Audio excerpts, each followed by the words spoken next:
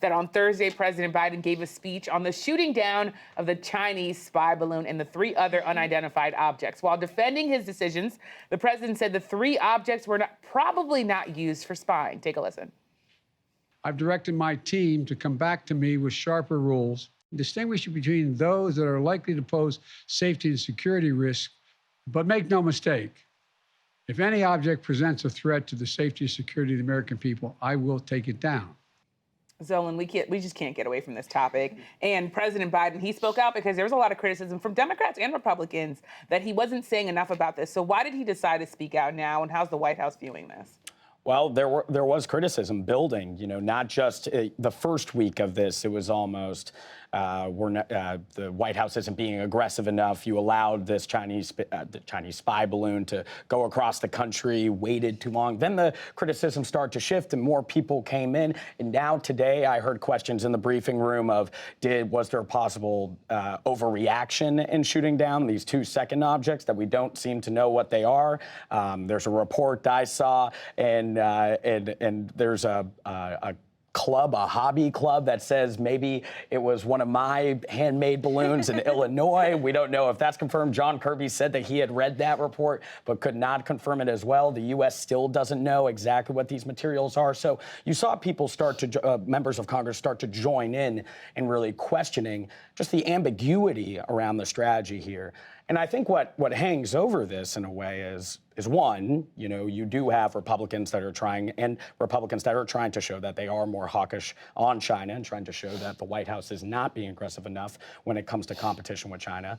But 2, you also have this new dynamic when it comes to this competition between these 2 superpowers of this thing called near space, right, which is above us, where there really are no borders, there really are no lines, depicting different sovereign countries, where it's almost a free-for-all of military devices at this point. And I think that is going to be a question going forward of how members of Congress come together after this incident in governments in trying to establish rules governing that area. And actually, just talk about the politics of this, especially as we think about the president's relationship with China and him and President Xi not wanting to really get into a situation where they're too adversarial, even as he says that, of course, the competition we should be looking at globally is China. Right. Well, you saw the vice president in Munich for the security conference saying that this balloon was not helpful. That's quite obvious. But you also, on the flip side, had President Biden saying, look, I don't think that President Xi of China wants to blow up this relationship, right? So they have an incentive to try to be competitors, to be geopolitical foes, but to try to work together. What we also saw, though, is this president and I think this administration not want to be bullied and come forward before they were ready, before they really knew what they were talking about. Imagine if the last week of January he was out here making declarative statements and he turned out to be wrong.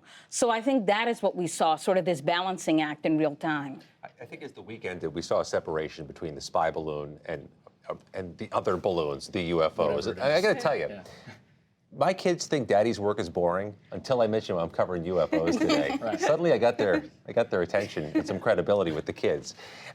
Congress has reverted to its more comfortable position where by the end of the week, when they recognized these 3 other flying objects were not necessarily a danger to society, they got to complain about process, which is what Congress loves to do. They didn't get the information to which they felt they were entitled as quickly as they felt they were entitled to it, and that always rankles Congress in a uniquely powerful way. And this obviously the topic is one that we could talk about for a while, but before the show ends, Scott, I want to just recognize that Senator John Fetterman, he is someone who is now disclosing that he's going to be treated for clinical depression. I'm thinking about his family. He's in my heart because he's had to deal with so much. Politics aside, as someone who's survived a stroke is dealing with issues. What do you make of the fact that he's disclosing this and the real challenges that he's facing? I think there is a bipartisan appreciation that he made a public announcement to reduce the stigma, which prevents some people from getting the care they need. But 2 numbers jump out at me. The National Institutes of Health says 20 million Americans had an episode of depression in 2020, and 1 in 3 patients who are recovering from a stroke have suffered depression. So those numbers make clear that John Fetterman is joining publicly a very large club of Americans.